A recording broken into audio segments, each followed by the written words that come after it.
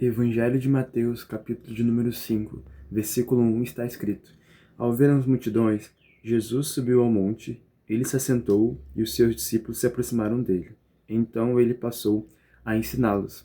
Nessa semana darei início a uma série de vídeos a respeito do Sermão do Monte, um discurso que mudou a humanidade, um discurso inovador, no qual Jesus, Cristo, o próprio Deus vivo, encarnado, traz uma série de ensinamentos, de leis, ordenanças a respeito do reino dos céus. Vocês sabem que no Evangelho de Mateus, que foi escrito para os judeus, Mateus deixa de escrever o nome de Deus para que não escandalizasse aos judeus. Os judeus não falavam o nome de Deus em vão para não descumprir a um dos 10 mandamentos. Então Jesus aqui traz a Constituição.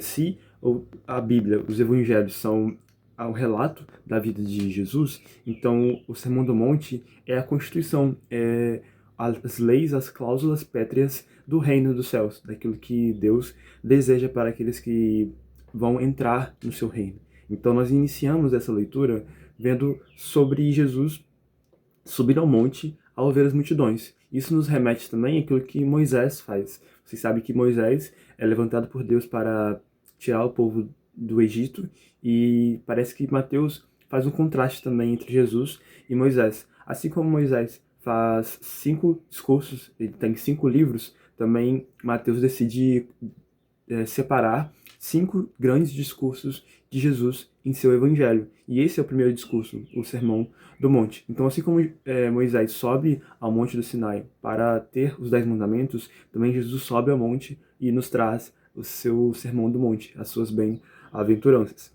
E então tem as multidões ao seu redor, os discípulos se juntam dele, então Jesus inicia os ensinamentos. O primeiro ensinamento são as bem-aventuranças, e está escrito no versículo 3. Jesus disse: Bem-aventurados os pobres em espírito, porque deles é o reino dos céus. Bem-aventurados os que choram, porque serão consolados. Bem-aventurados os mansos, porque herdarão a terra. Bem-aventurados os que têm fome e sede de justiça, porque serão saciados. Bem-aventurados os misericordiosos, porque alcançarão misericórdia. Bem-aventurados os limpos de coração, porque verão a Deus. Bem-aventurados os pacificadores, porque serão chamados filhos de Deus.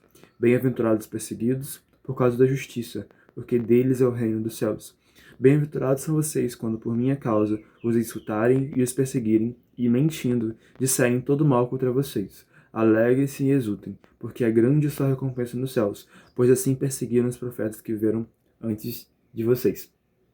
As bem-aventuranças estão contidas em 9 no Evangelho de Mateus. O Evangelho de Lucas também traz esse discurso, mas de uma forma diferente, porque Lucas traz uma abordagem distinta, enquanto Mateus escreve particularmente, principalmente para os judeus, Lucas escreve para os gentios. Assim como Lucas era um grego e um médico, também tende a trazer um relato jornalístico de algum médico, algo detalhado, e também para os gregos gentios. Então, enquanto Mateus coloca aqui 9 bem-aventuranças, Lucas coloca um número diferente. Mas então vamos nos fundamentar aquilo que Mateus escreve para nós termos um direcionamento melhor.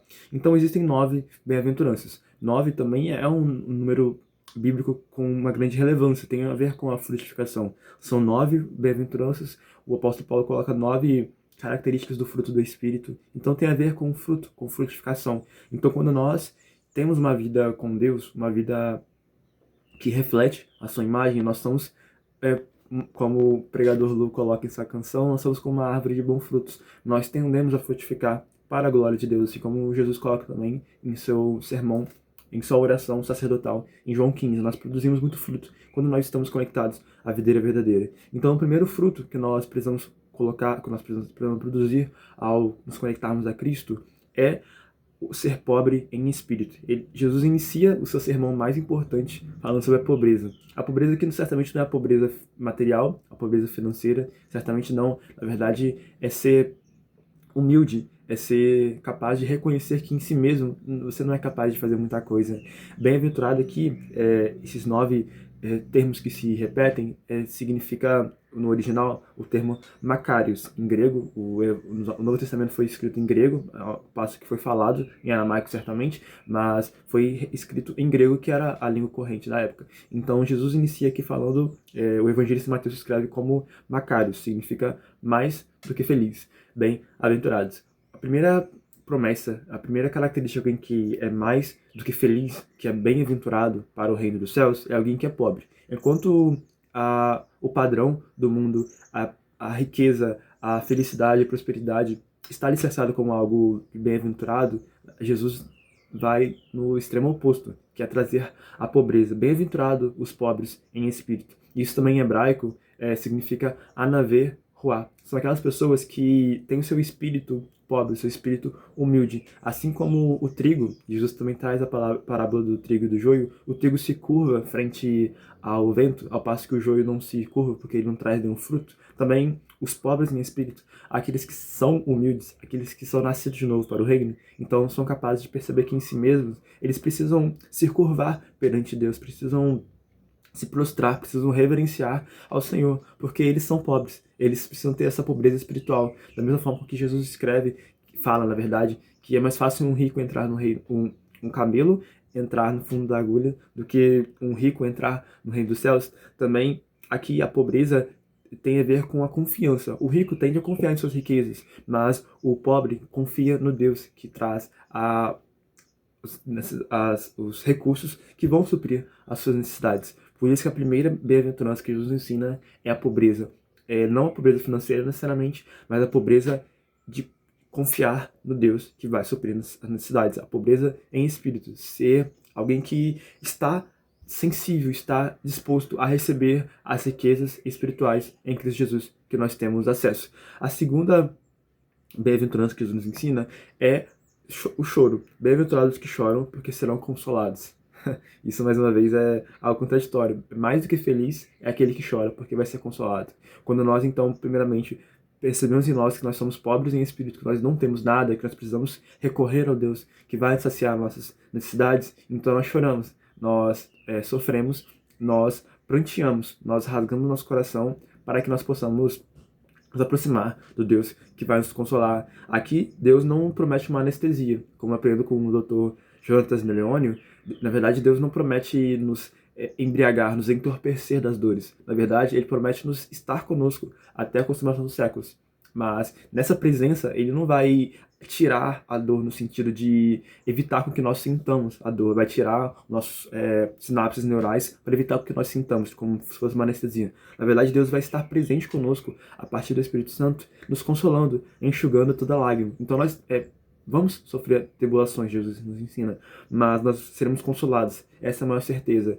Ser bem-aventurado aqui é confiar que o Deus que supre a nossa necessidade da pobreza espiritual também vai nos consolar em nossas dores. A terceira bem-aventurança é a mansidão. Jesus era manso e humilde, e a promessa àqueles que são mansos é a de herança da terra. Aqueles que andam em mansidão tendem a herdar a terra. Diferente daquilo que o mundo prega, de que você precisa ser forte, você precisa ganhar tudo com sua própria força, com sua garra, com sua determinação. Jesus traz aqui também novamente o inverso. Aquele que é manso, aquele que é humilde, aquele que confia no Deus que tudo pode, vai herdar a terra. No sentido de governar com Jesus quando ele retornar e restaurar todas as coisas.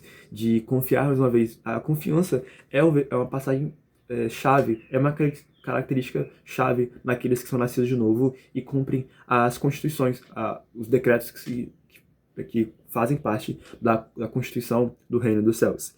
A quarta bem-aventurança é a fome e sede de justiça. Bem-aventurados que têm fome e sede de justiça, porque serão saciados. Do que nós temos fome? Do que nós temos sede? Será que é a riqueza? Será que é status? Será que é a fama? Jesus fala aqui que a melhor fome que nós precisamos ter é a fome de sede e de justiça.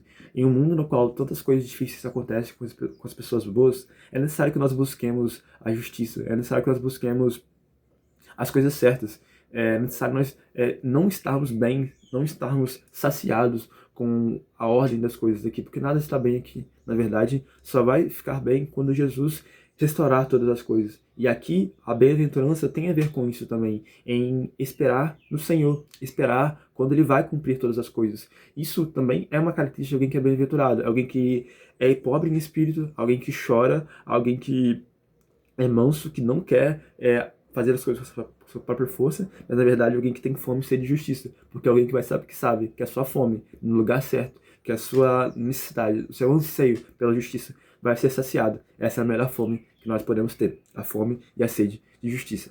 A quinta bem-aventurança que Jesus ensina é misericórdia. Bem-aventurados os misericordiosos, porque alcançarão misericórdia. A misericórdia, diferentemente da graça, que é algo que nós recebemos sem merecer, um favor imerecido, a misericórdia é quando nós não recebemos aquilo que merecemos. Nós merecemos a condenação eterna, mas Jesus, mediante sua graça, nos salva da condenação. E a partir dessa misericórdia, nos tira da condenação daquilo.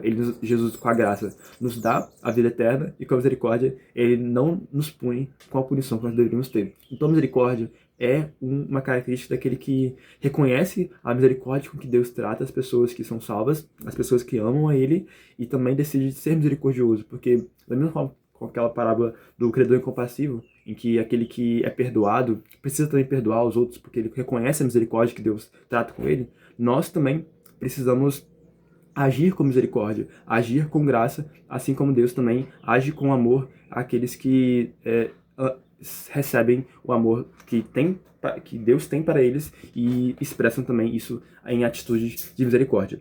A sexta bem-aventurança que nós temos aqui é a limpeza de coração, é a pureza. Bem-aventurados os limpos de coração, porque verão a Deus. A santidade. Santidade do Senhor era a inscrição que os sacerdotes levavam em sua testa. Nós precisamos ser santos, porque nosso Deus é um Deus santo. Então, bem-aventurados são os limpos de coração, aqueles que são purificados mediante a palavra, mediante as escrituras, mediante o Espírito Santo de Deus, também verão a Deus, serão purificados e poderão ver a Deus e também poderão expressar a característica de Deus, a natureza de Deus, a partir da sua essência, a partir da sua vida. A próxima bem-aventurança é pacificação. Bem-aventurados os pacificadores, porque serão chamados filhos de Deus. Notem que aqui Jesus não fala que você precisa fazer algo para ser filho de Deus. Não, na verdade, uma vez que nós somos filhos de Deus, nós expressamos algumas características de Deus. Assim como o filho expressa ao pai, o filho faz o que vê o pai fazer, também o filho que percebe que Deus é um Deus pacífico, é um Deus pacificador e não pacifista, ou seja, é um Deus que valoriza sim a paz, mas que sabe quando é necessário se posicionar com ação, com atitude, para que essa paz seja estabelecida. Então necessariamente é preciso ser um pacificador, alguém que busca a paz acima de todas as coisas, alguém que busca a harmonia, alguém que busca não a desordem, a discórdia, mas a ordem e a harmonia, porque isso também é um caráter de Deus. A próxima e nona bem-aventurança é ser perseguido por causa da justiça. Jesus inicia essa bem-aventurança falando sobre aqueles que são pobres, aqueles que choram, aqueles que são mansos, que têm fome e sede de justiça, que são misericordiosos, que são limpos de coração, que são pacificadores, e conclui falando que são aqueles que são perseguidos por causa da justiça. Quando nós buscamos a justiça em um mundo de injustiça, nós tendemos também a sermos perseguidos. Mas quando nós somos perseguidos por causa da justiça, por causa da coisa certa, Jesus nos promete que nós teremos o reino dos céus. Quando nós fazemos a coisa certa, nós recebemos promessas. Quando nós cumprimos princípios, nós recebemos promessas. Então, não sei qual é a perseguição que você está tendo. Se você está sendo perseguido, porque se você não está sendo perseguido, se você não está sofrendo ataques, então talvez pode ser que você não esteja fazendo algo certo, que é buscar a justiça, que é buscar a restauração de todas as coisas. E Jesus então conclui as bem-aventuranças falando que quando nós formos insultados, quando formos perseguidos e as pessoas mentirem, falando mal contra nós precisamos nos alegrar, porque grande é a nossa recompensa, grande é o galardão no reino dos céus, porque assim também perseguiram os profetas, as pessoas que falaram a palavra de Deus antes de nós. Então que nós possamos concluir essa primeira parte do Sermão do Monte, aplicando todos essas bem-aventuranças, esses atributos, aspectos de alguém que cumpre a vontade de Deus para nossa vida. Espero que você possa ser edificado com esse vídeo, possa curtir, comentar, compartilhar, para que mais pessoas possam ser abertas, ser alcançadas por essa bem-aventurança, por essa palavra sobre o reino dos céus. Muito obrigado.